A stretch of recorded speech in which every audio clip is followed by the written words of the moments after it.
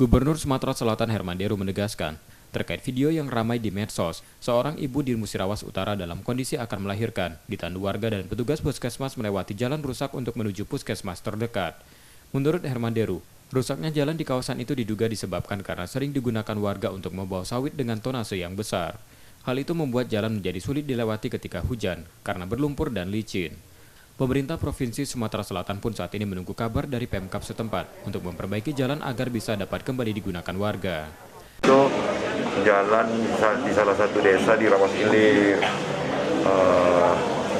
mungkin kondisi itu dikarenakan daerah yang memang mengangkut komoditas sawit di sana, dan itu pemerintah Provinsi Sumatera Selatan sangat menunggu informasi dari kabupaten.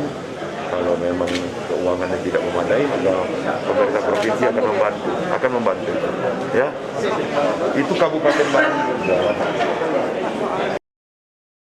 Sebelumnya unggahan video di medsos menampakkan ibu di Muratara sedang ditandu warga dan petugas puskesmas.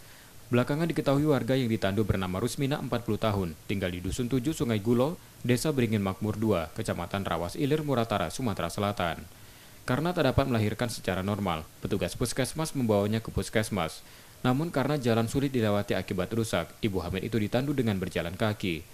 Sayang sang bayi ibu tersebut meninggal saat menuju ke rumah sakit bersalin di Kota Lubuk Linggau. Tim Liputan, Kompas TV, Palembang, Sumatera Selatan.